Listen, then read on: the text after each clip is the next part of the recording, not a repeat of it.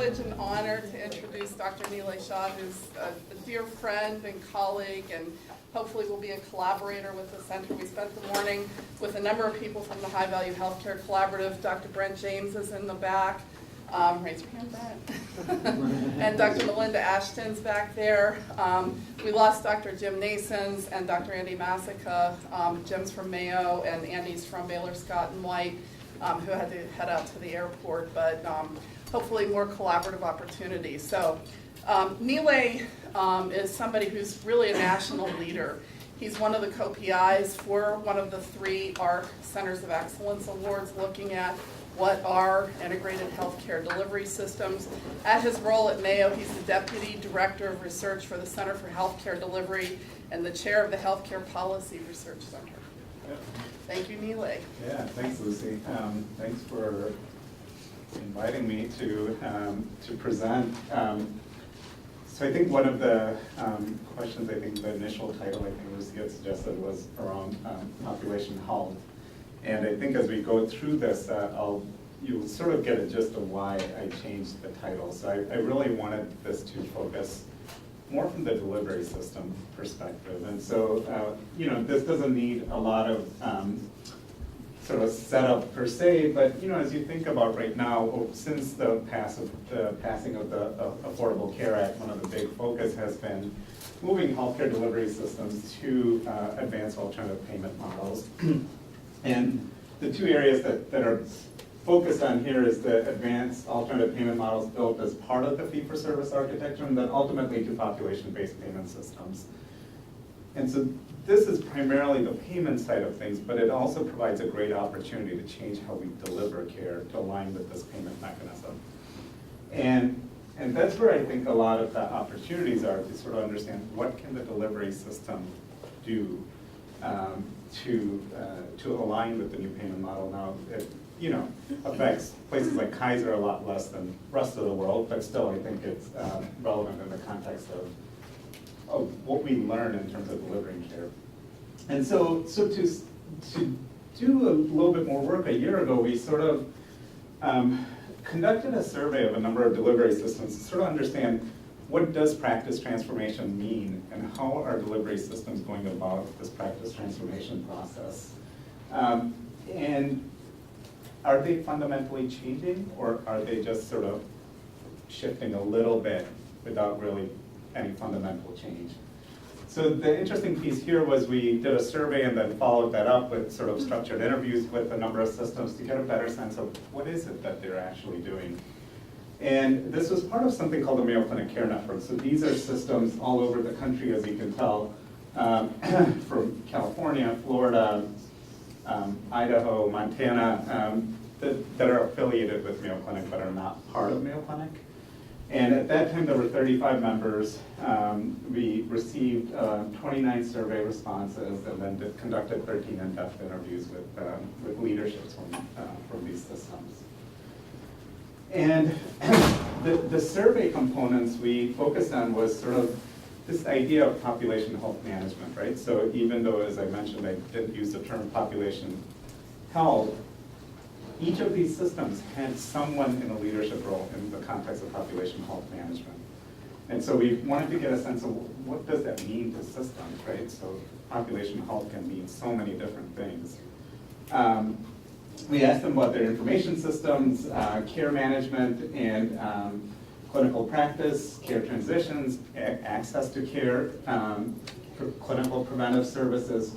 What are the performance incentives? Have they fundamentally changed how they incentivize clinicians?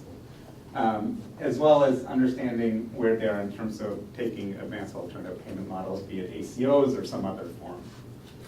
And interestingly, as you can see, huge diversity of organizations. So we talked to organizations that have 1 hospital up to 16 hospitals, from 39 beds to 3,000 plus beds, and employed physicians none to 3,500, and on the flip side, affiliated or contracted physicians from none to 900. So it was a really, even though it was relatively small in scope, it was really interesting just to get a sense of these diverse organizations, because there were a couple academic medical centers. By and large, there were not academic medical centers. So what's happening in the field broadly. And And it was fascinating as we asked them, well, what do you mean by population health? Most of them had someone in a C-suite role related to population health. But the reality was, bulk of it was related to either financial risk management or practice transformation. There was very little focus on the community side of things. So how do you define the population for population health activities? Patients who use hospital or attributed to primary care physicians was the most common response. Based on geographic area or communities, even though they said that, about half the sites said that it was their communities. When we drilled down in the structured interviews, what it came down to was this last one. Who are they taking financial risk for? So they were trying to manage populations where they had financial risk contracts with payers much differently than everyone else, which, if we've done any work in the healthcare system, that just doesn't work as a way of delivering care. But it was really interesting, that's how they were organizing around population health. Just to get a sense, this was some of the stuff that we picked out of the structured interviews. So early in the population health journey, so activities undertaken to support payer contracts requiring healthcare system to accept financial risk. And literally the quote was, how can you afford to do these things if you don't get paid? Right, so they were really trying to tie the practice transformation to what you get paid for. And what you realize, all of a sudden, there's a huge market issue there, right? So how payers are managing those markets affects how well the systems are willing to move or how quick they're willing to move. And then on the other end, there was a group that was really focused on how do you move from illness to wellness. They were doing all sorts of community needs assessment and trying to understand how they design their system around the needs of the community.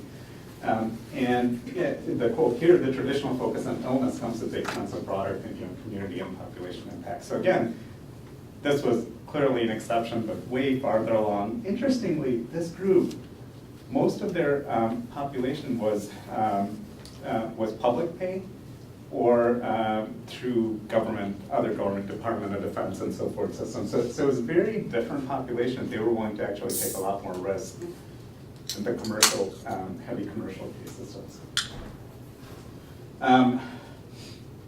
And the crux of it ultimately here was that there's very little financial risk in terms of contracting that most of these systems had. So percent of patients at risk, 82% of systems had none. And they're expecting about half of them were expecting that they'd have some at-risk contracts in the next 12 months. And about half were participating in some form of ACO, but only with upside risk. So, so it really affected how much change are you willing to make when the incentives are fairly marginal. Even when there was risk, the amount of financial risk was very low. And on the flip side, in terms of the clinician level compensation, there was very little tied to actual improvements per se.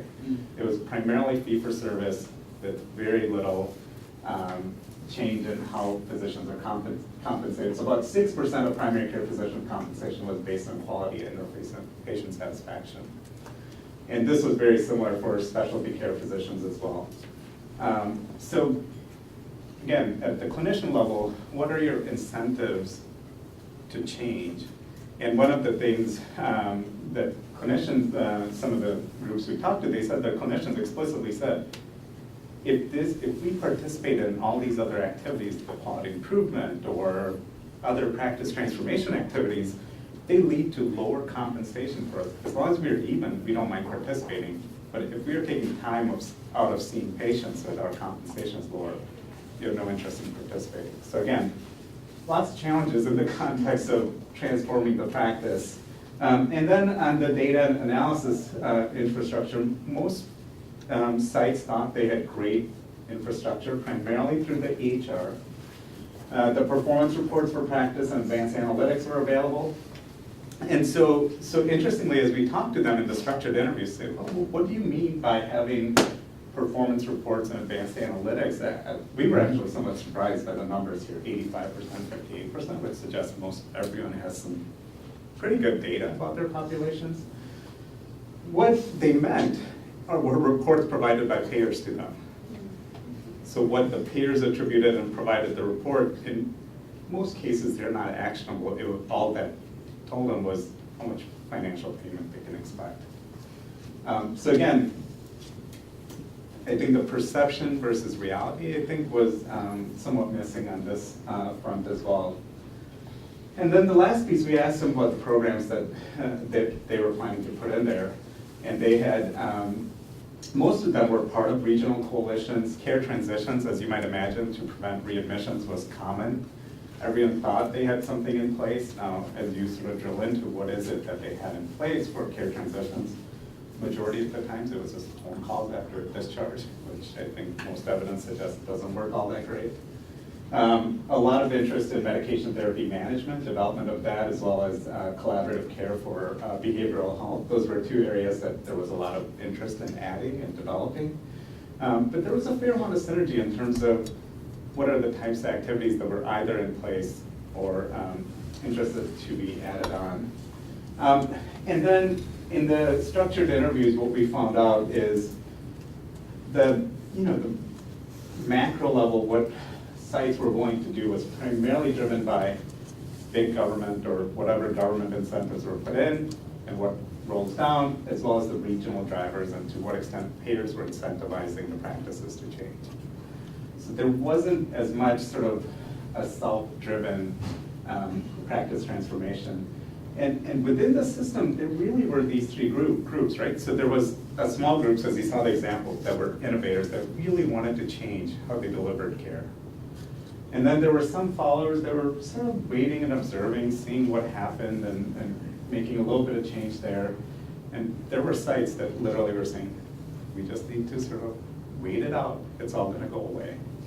We can go back to our old fee-for-service ways, and that's how it's ultimately going to end up. And so it really was interesting. And then ultimately the team and provider incentives just weren't there to lead large-scale practice transformation.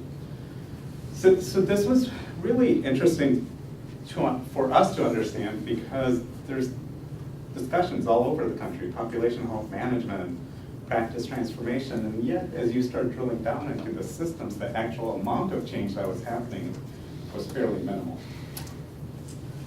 And as you can see, the variable efforts here were driven by local peer environments. The second bullet is important, the uncertainty about pace of change. There was this challenge that most sites had, that they're moving too fast, that they might lose money.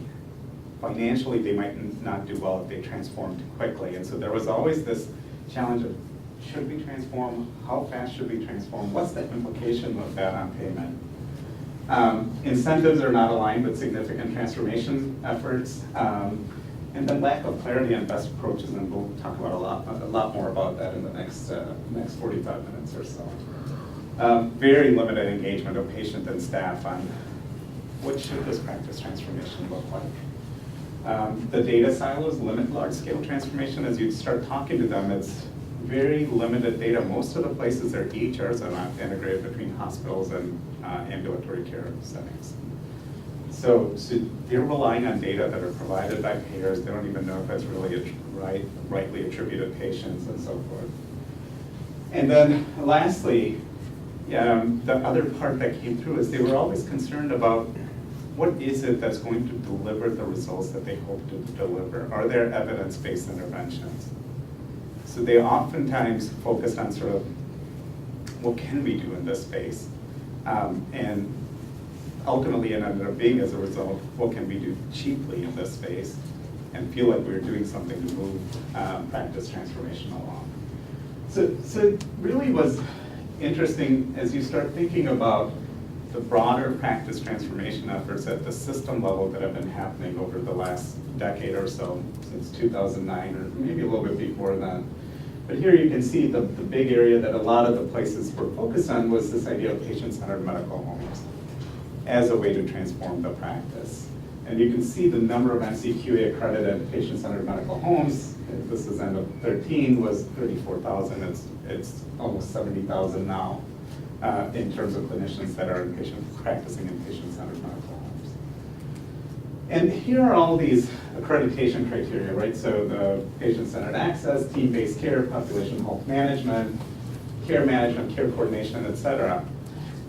And as we talked to most of these sites, as well as other sites beyond the work we did here, very few places were actually transforming. They were trying to make sure what they needed to do to get the checkbox and get accredited.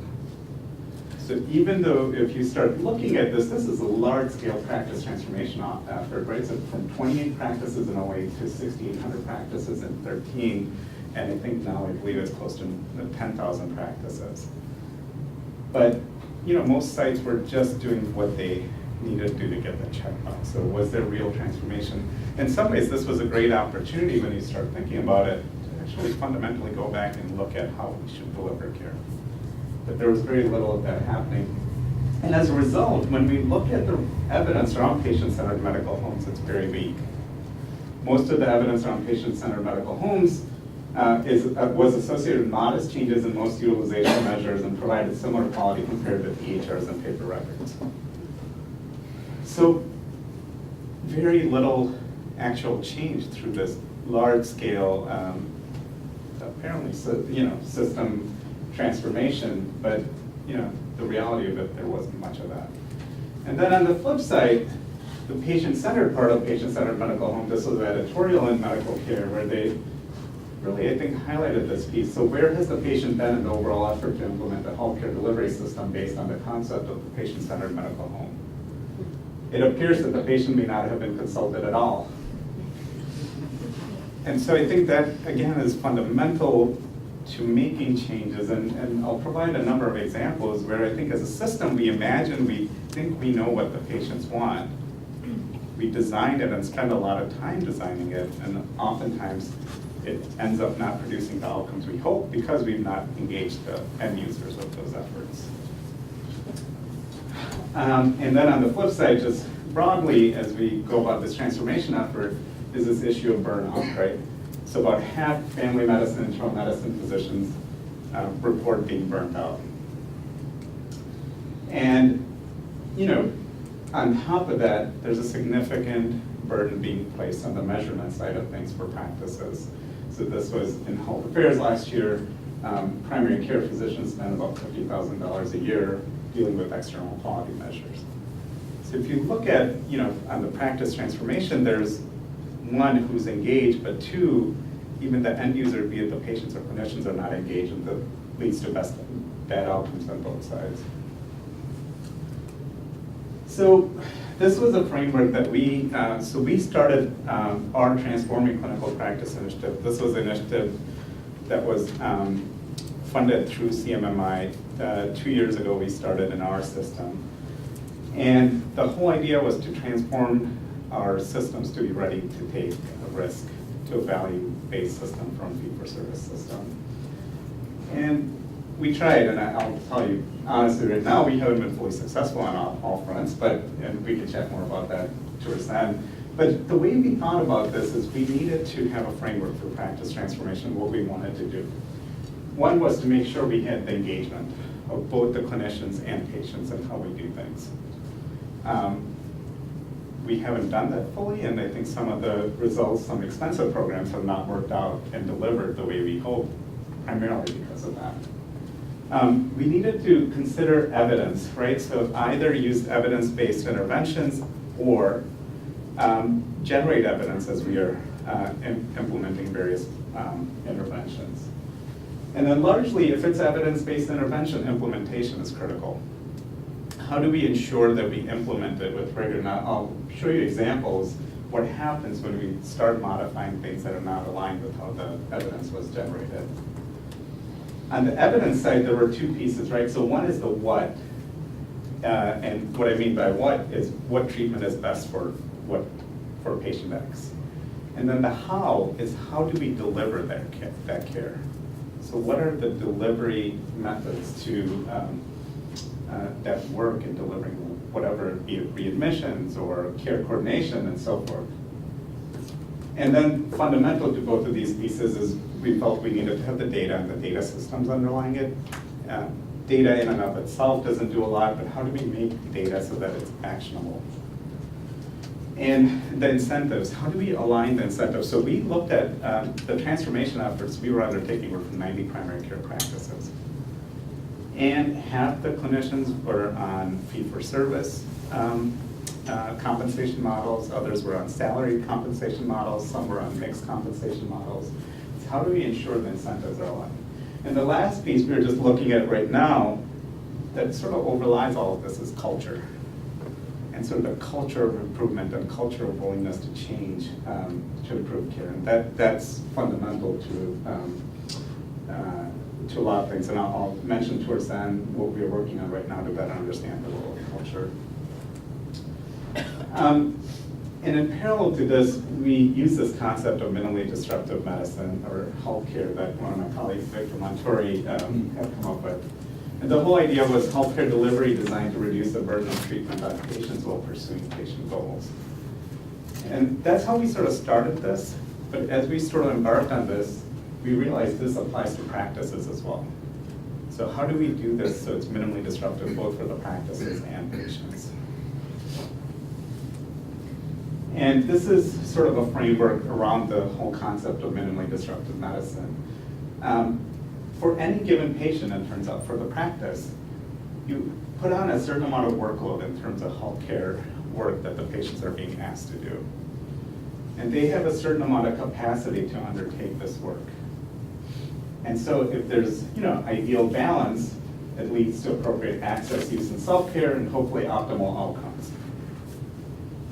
However, as you start thinking about disease-specific guidelines and quality targets and how patients are managed, multiple treatments, monitoring tests, limited prioritization, and poor care coordination, all of a sudden you get sort of an imbalance here, which either leads to poor outcomes, which increases the burden of treatment, so you add additional or intensified treatment and add treatment for patients, or the burden of illness if the treatment is not optimized. So this was a framework that we thought was important to engage the patients in the process.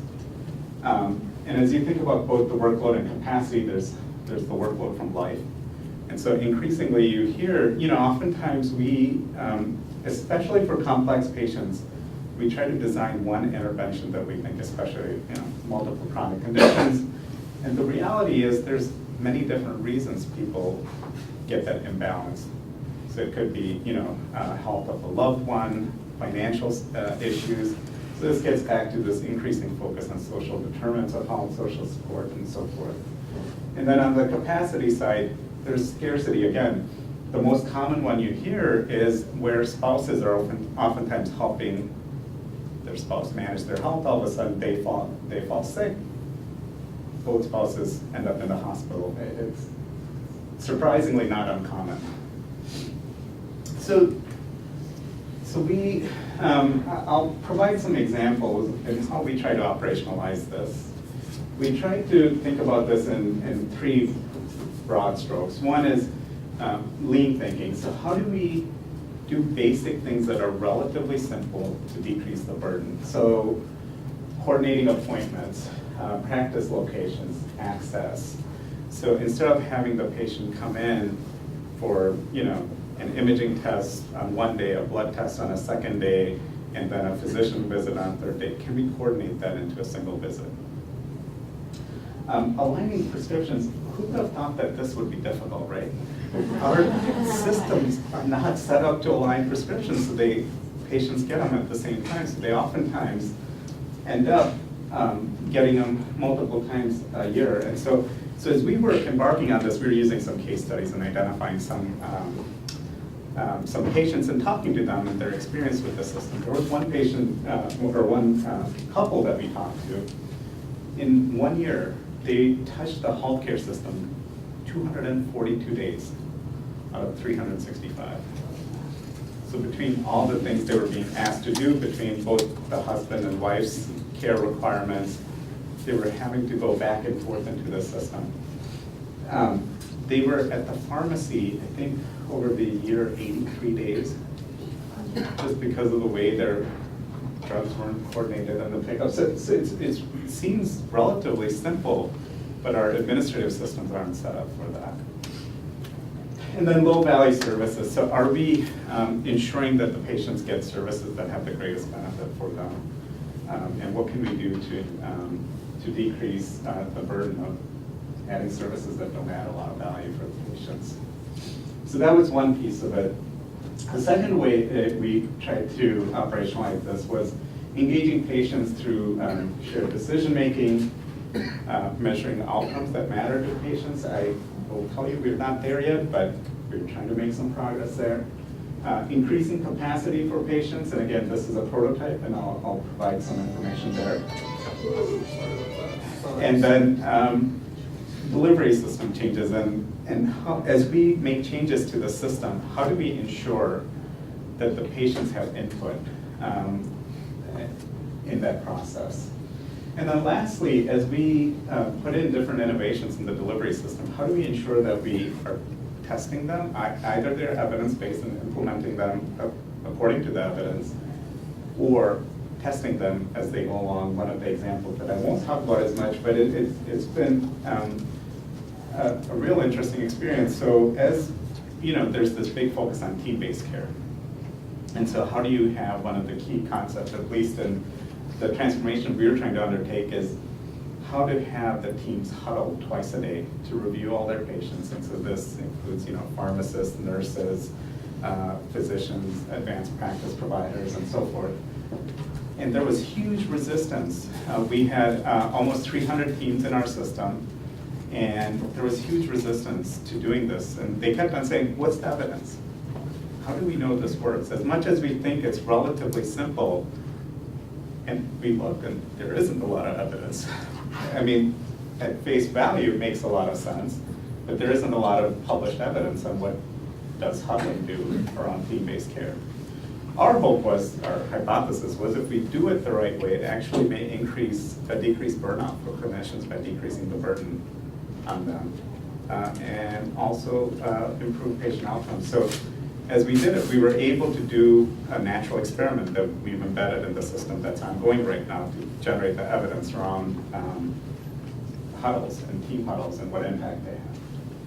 But I'll talk about a couple other examples. And as we went about doing this, we identified the concept of incorporating user-centered design into our work to the extent possible. And the way we think about this is synthesizing the evidence. What do we know about whatever intervention we're trying to test? Also observing the practice or clinical encounters. Again, it's not always practically feasible, but especially for big things, we wanted to make sure what's actually happening in the practice, what's the evidence.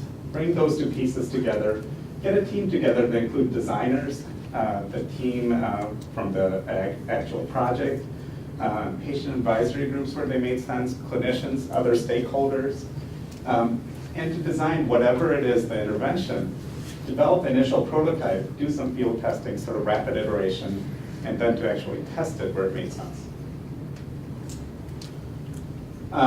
So I'll provide a few examples here of how we've gone about this. At the end, I'll talk about a lot of things, many things we haven't been as successful at, but provide some examples anyway. So this was looking at low-value services, and this has been increasingly getting more controversial. The PSA screening, there was quite a bit. The USPSTF guidelines sort of put out the relative value of PSA screening may not be as high. More recently, I think the urologists have sort of pushed back, saying that we are getting advanced stage cancers now that we didn't used to see before. So we'll see where this goes. But this was an area that we wanted to look at, that even after the USPSTF guidelines, which came out in 2010, 2011, the rates had really not changed. And this was a study that Stacy Sheridan at UNC did, where she actually presented the benefits and harms of all these tests: mammography, PSA screening, I think there was another screening service. And she provided it to patients, provided it to clinicians, had no impact. So between the intervention and usual care arms. So this suggests that even though there's so much focus on removing low-value services, it's not as easily done as one might imagine. And so we had a couple different ways to sort of go about this. One was in the emergency department, and this was a trial that we started, initially done a pilot trial, then done a trial through PCORI. These were people presenting to the emergency department with chest pain, but they were deemed to have relatively low risk of having a cardiac event. And so what happened is each patient got an individual risk profile of having an event in the next 45 days. So whether you have acute coronary syndrome, and so the whole idea is, what's the diagnosis? What are the additional tests? So you could get a CT angiography, you could get a stress test, or you could go home and follow up with your cardiologist or primary care provider. The appointment would be set up before you leave the emergency department. And interestingly, what we saw is the patients had improved knowledge and risk estimate, greater comfort, and much lower rates of testing when they were provided this information in this context. So this was helpful. In the usual care arm, the rates of testing, stress testing, or CT angiography was about 75%. In the intervention arm, it was 57%. So a huge difference. We looked at it over a period of time, continued to stay low with the intervention arm. So when patients have better knowledge about their risks and benefits, and there were no differences in adverse events. So the other area that obviously there's a big focus on here that we're working on right now is around appropriate imaging discussions. And we are prototyping a way to sort of have these 5 rights, here we call it, is are we getting the right study, the right action, right report, right way, and the right order for each patient? And more than anything, what we are doing is engaging the patients to ask the clinicians why that test is being ordered, and what's the subsequent impact of the results of that test and how that might affect that care. And our hope is that both it will help the clinicians think actively why they're ordering a test, and on the flip side, patients will be more aware of why the test was ordered for them. So again, this, from Stacy's study as well as a number of other studies, outside of clinical decision support, there aren't great solutions to reducing these low-value services. And what we're testing anyway is how to engage the patients in the process. Another area that we've focused on is sort of engaging the patients throughout the process, and you'll see a number of different ways we've gone about doing this. And interestingly, this is the Transforming Clinical Practice Initiative was funded by CMMI, and that's been one of their big focus areas is patient and family engagement. And they actually think, patient and family engagement is having open notes. But I think we've gotten that moving along, that open notes is a good start, but there's other ways we can engage patients and families in the process. And over the years, we've developed a number of shared decision-making tools, tested them in trials. So one on the left, upper left-hand corner is how to make a decision about a diabetes medication. The one up here is on making a decision around depression medication, whether to take a statin or aspirin, whether to take a bisphosphonate for osteoporosis, as well as a number of other tools. And the whole idea was we developed these tools, we've conducted randomized trials, so how do we get the clinicians to start using them? They're now embedded in our electronic medical record, so easy for the patients or clinicians to access them, and engage the patients in discussions around this, around whatever that decision is. Because it's not consistent, but with a number of these tools we found it increased adherence to treatment for patients, especially for statins as well as bisphosphonates. So it's interesting, as we learned, we designed this, all of these tools were designed using the user-centered design process I showed earlier. Patients and clinicians were engaged throughout the process, but yet we see sort of mixed use. It's not consistent, but statin is the one that clinicians tend to use most commonly. But we wanted to get it embedded within the system. Most of these tools, we've found the patients end up being more comfortable, knowledgeable, and satisfied with having this as part of their care. The clinicians are typically comfortable and satisfied, and there's much better patient engagement in the process. Now, what we see at a practice level, there's a huge distribution, right? So you'll have very much about, a quarter of the clinicians or third who are ready to use it right away. And then maybe another third or so that are, seeing how their colleagues use it and want to try it down the line. And then you have the fifth or a quarter, they're like, no, I've got everything I need. But our hope was this was a way to get patients more engaged in their care in the clinic. On the performance measurement side, and this was one of the pieces we did a few years ago, but this was really telling for us, and that's why it was important for us to think about how do we measure performance for the clinicians and how that's communicated to patients. So we asked patients, diabetes patients, what they thought were the most important factors in developing a new drug. And we gave them a number of options. So how do you list top 5 options, right? So if you were developing a new drug, did you want to focus on hemoglobin A1C, whether it decreased mortality, decrease the risk of having a heart attack, decrease the risk of having stroke, etc. And interestingly, because of the way we focused on performance measurement, 44% of the patients chose lower A1C as the main outcome, number one outcome they wanted to focus on. They didn't think about, decreasing the risk of heart attack, decreasing kidney failure. They picked decreasing A1C. And those with hemoglobin A1C greater than 8% were more likely to choose A1C as main outcome, even though the evidence is mixed how much impact A1C by itself would have.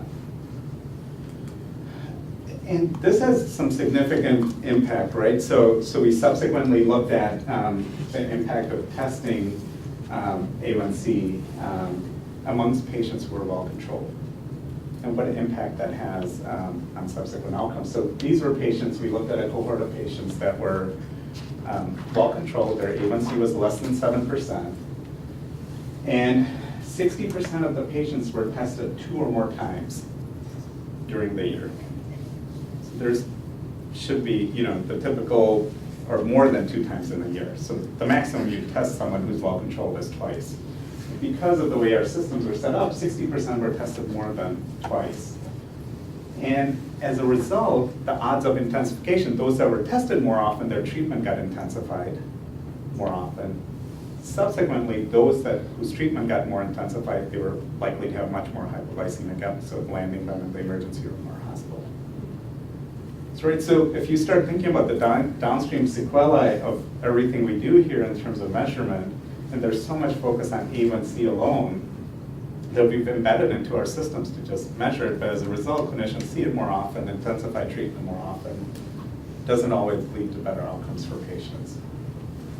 And so we really went back to our model here, think about what should we be measuring in the context of this. So how do we measure a burden of illness or burden of treatment? One of my colleagues has developed a measure for burden of treatment. We're just pilot testing it in the practice right now. We wanted to get a better measure of satisfaction with ease of access, continuity, and transitions. Not just the typical satisfaction measures, but something that's maybe more meaningful from the patient perspective.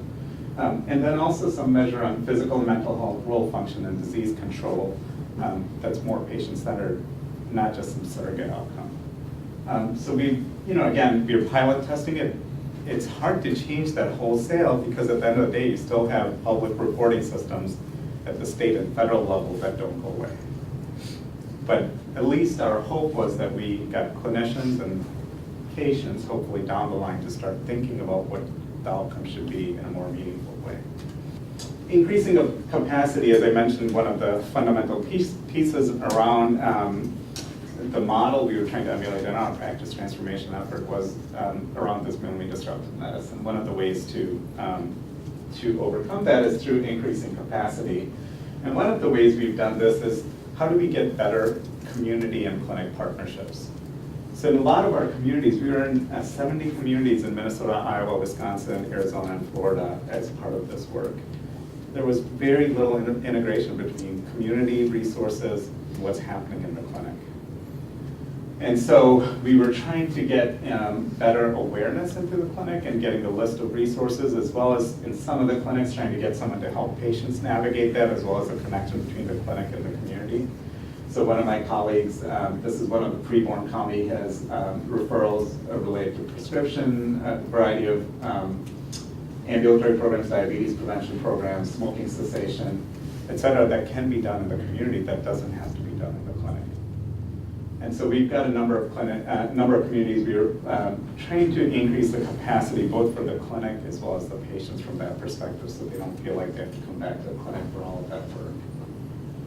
In parallel, we developed this, what we call the ICANN discussion aid. And the whole idea was to ask patients what mattered to them. And one of the ways we asked them is this idea of what makes you famous. And it was interesting, it was through the user-centered design approach, because when we asked them what matters to you, for whatever reason it didn't resonate with them. So we wanted to get a sense of them, what mattered to them when they were not in the clinic. And so we asked them a variety of things, from how they felt about their health, their personal life, environment, financial, emotional, and physical situations. And we iterated this over a period of time to where we got to what we call our ICANN discussion aid. It was a fair amount of iteration, but these were the three main areas that we have patients at some of our pilot clinics filling out right now. What are you doing when you're not sitting with me? Where do you find the most joy in your life? What's on your mind today? So this is before the visit, they filled this out. And subsequently, are these areas of life a source of satisfaction, burden, or both? So this is in their personal life, family and friends, work, house and neighborhood, financing, finances, being active, emotional life, et cetera. And then a variety of things specific to their healthcare, what they find to be a burden or a help. And what that's done is created a conversation between patients and clinicians that wasn't happening before, where their personal life affected how their health and healthcare was being delivered. So what we heard here, would you believe that 4 out of 5 days a week I have to be a patient? So clinician responded, let's get as much sync as possible so you don't only have to come in once every 3 months. I've been told to take number of milligrams per day. I'm so careful, but it's taken over my life a bit. Don't use table salt to salt your food, and don't eat more than 2 canned prepackaged foods per day, and you'll be fine. That's right, so here, this was a patient that was actually measuring how much salt they were getting in everything, and keeping track of it. It was taking over their life. So how do you provide some easy solutions in this case? From insulin 4 times a day to twice a day. Given everything you have going on, do you feel like going for this test would be too much? And this was a discussion that wouldn't have happened before. I really don't have anything that is giving me joy right now. And the clinician sort of came back and said we were going to find something together. So it really created a relationship that wasn't there between the patient and clinician before. What we realized is these were the 4 ways to think about it, because when you think, not all of these things have sort of cookbook ways of addressing them. And at least our initial work and the way we're training the clinicians is to acknowledge it, to the extent possible, address it, adapt and partner with the patient in addressing these concerns. The panelist clinics that have undertaken this have provided fairly positive results so far, so we'll see actual quantitative results are not available now. Hopefully in the next, I think 6 to 8 months, we'll have better quantitative results to go along with this. But just going through the design work was pretty significant in this case. This last example I'll use is in the context of delivering care. So one of our communities, actually not one, but a few of them, where there's really high rates of emergency department use. And so when you talk to the clinic, you're thinking, patients that don't know, they need to start using the primary care better, they need to start showing up, they just go there because it's easy for them to park, whatever. So we talk to the clinic, and there's really all these reasons, and they have already come up with solutions of how to decrease this. right? Emergency room use. So what we did is, before you put in any intervention, let's try to understand the problem a little bit better. So we did 30 in-depth interviews with patients and caregivers in the community. And one of the big things we did here and what we realized is for some of these things, PFACs are not the best solution, patient family advisory councils. So a lot of the clinics have patient family advisory councils, but oftentimes who participates there are not the same folks who show up in the emergency room. So what we did is we went to the churches, the grocery stores, et cetera, to identify just people in the community to talk about their experience with accessing healthcare.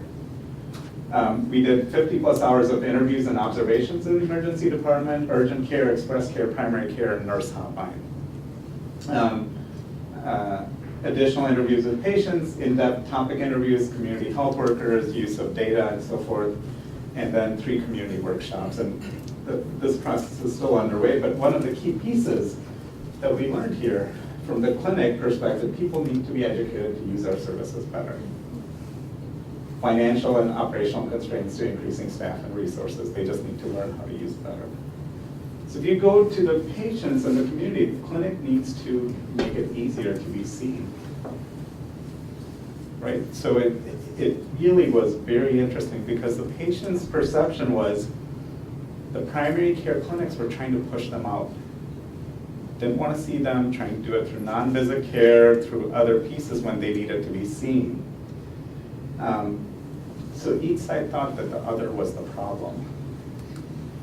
And it came down to how do you get the 2 sides to work together in this case, come up with a solution that works. So some of the themes that came through, patients seek care because of situations, their decision-making is individual, complex, dynamic, and it changes, so there isn't a one-size-fits-all. And the reason why they show up in the emergency department varies quite a bit, including the way they're triaged by informal communications in their neighborhood, et cetera. And at the same time, there's the emergency department, they felt was very welcoming when they showed up. Versus primary care was like, I want you out of here. Very different messages, right? And then the last piece was, they didn't feel like, even though they were part of the same system, they felt the emergency room and the primary care system, they were different systems, right? So it didn't feel like a continuum. And so we've been working, with all of these groups to sort of think about, okay, how do we increase capacity for the clinic? They've lost some providers, they have, in this community we're working in, they don't feel they have the resources to manage it in the primary care setting. On the other end, the patients ideally don't want to work in the emergency, or wait in the emergency department, but that's where we feel like we get the best access. So we're testing an initial approach using community health workers that are tied into the clinic well to help patients sort of navigate and triage where they should get their care a little bit better. So it's going to be a pilot study, but it was really interesting because without this, the clinic was ready to put in these interventions that would have done nothing. And ultimately what it comes down to, as we talk about a lot of these interventions, it takes away resources, it's waste, right? So it takes away resources from the clinic that they could use for something else. You're diverting resources from the patients and having them do something else that may or may not work. So again, this gets back to the issue of how do we get the patients and clinics engaged right up front when we're designing any changes at the delivery system level.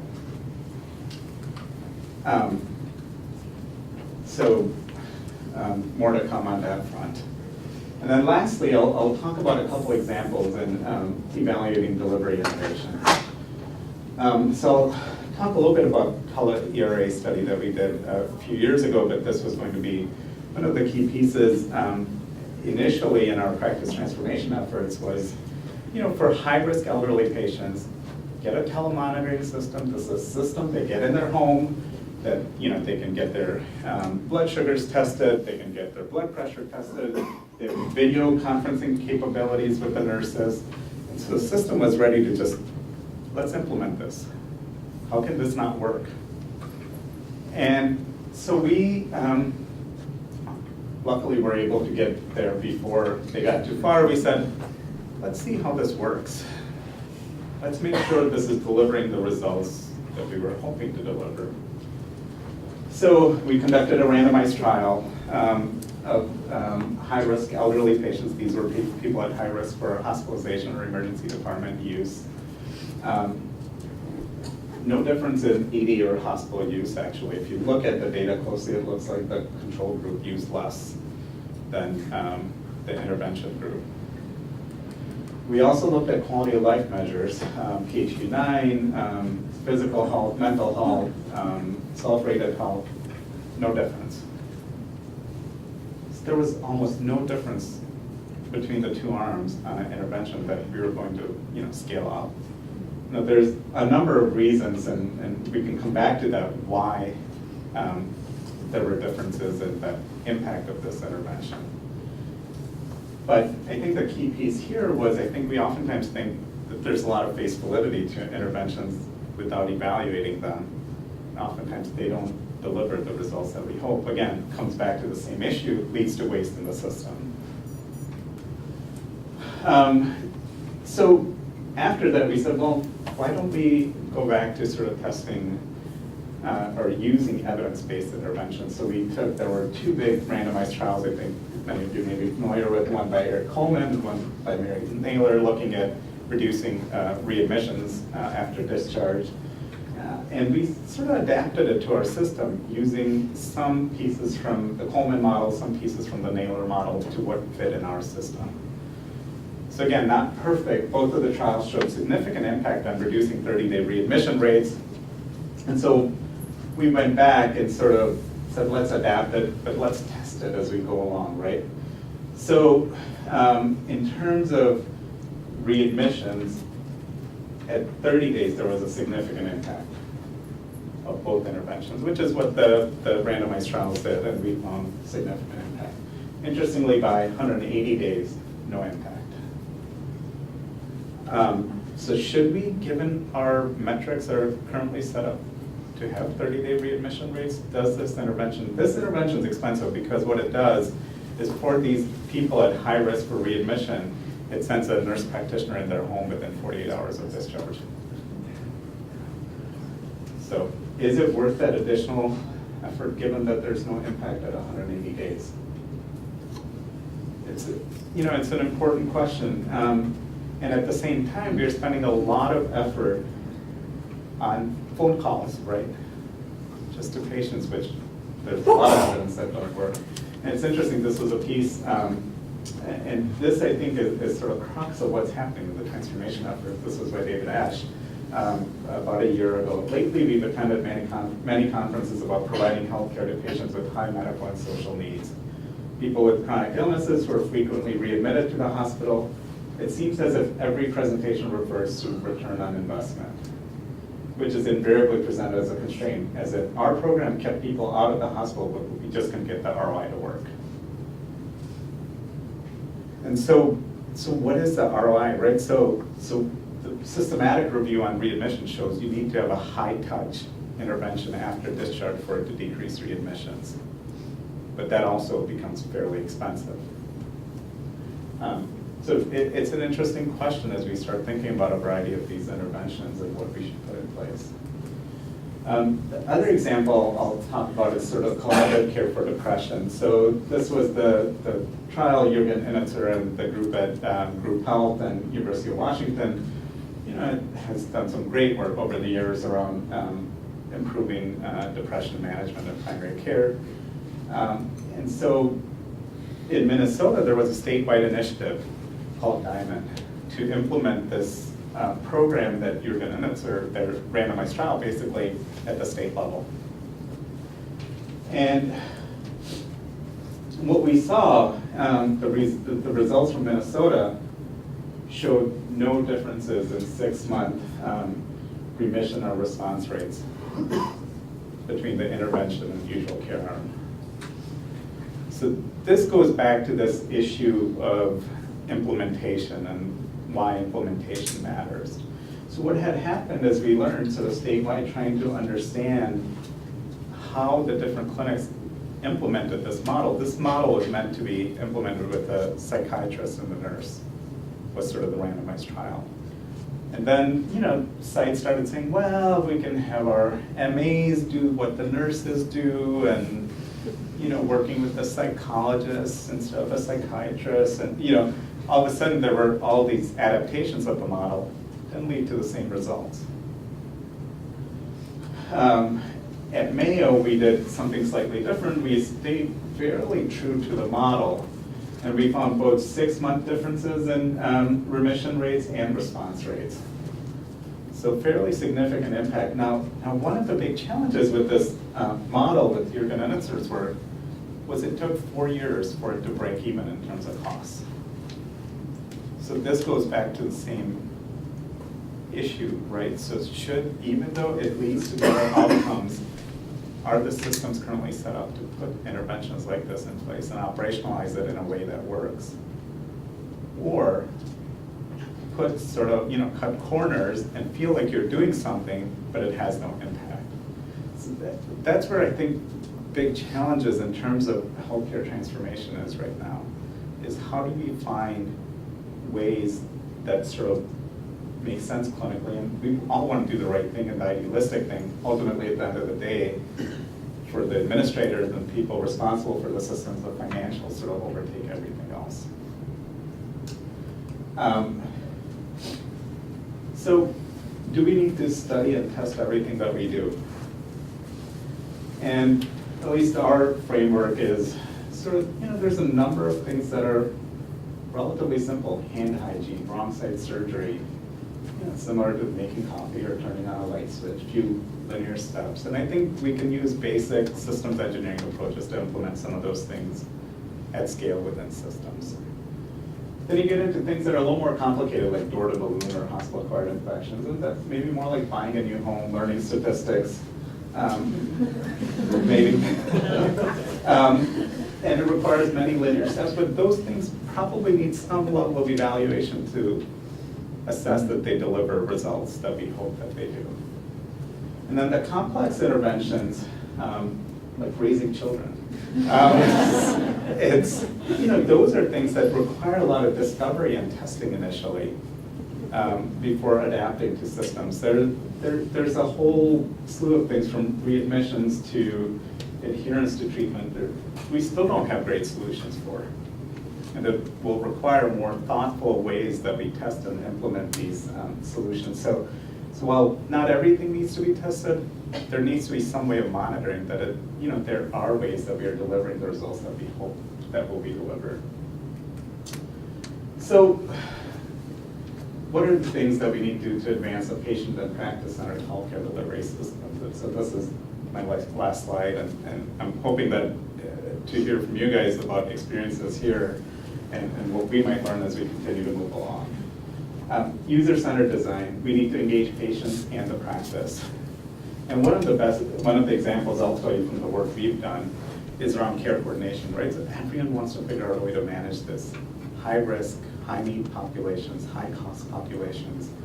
And so they put a lot of resources towards it. So this has a lot of face validity. They put nurse care coordinators to manage these high-risk patients. And now 6 years later, in every evaluation we've done, it's really interesting because of the way we identify the patients. We identify them when they're at their worst. And then we look 6 months later, oh look, their utilization went down. If we find a control group, invariably their utilization went down, either the same or more. So this is a really expensive intervention, but it's never worked. But part of the problem here, and so we are literally going back to the drawing board to say, we need to talk to patients, right? And part of it is we are doing a one-size-fits-all type of intervention. The reality is there's huge heterogeneity of the needs of that population. We'll see, that's what my hypothesis is. As we go back to the drawing board, we'll learn a bit more there. Having the data infrastructure, I didn't talk a lot about it. We built a huge dashboard as part of this effort where you can compare care team to care team, clinician to clinician, practice to practice on a variety of measures from readmissions to total cost of care. We continue to iterate, and the big piece now that it's been built, we've got some of the care teams starting to use it, but how can we get care teams to routinely use it? Even in building our dashboard with that data, we had an initial version, we gave it to a number of care teams, and then went through the process of user-centered design. How can we make it meaningful for care teams to use it? So that, again, didn't talk about it more, and we can talk about that a bit more. Measure what matters. We're so stuck in, and this is a challenging issue, right? Because we have the public reporting systems, a number of things that require us to continue measuring certain things that are tied to reimbursement.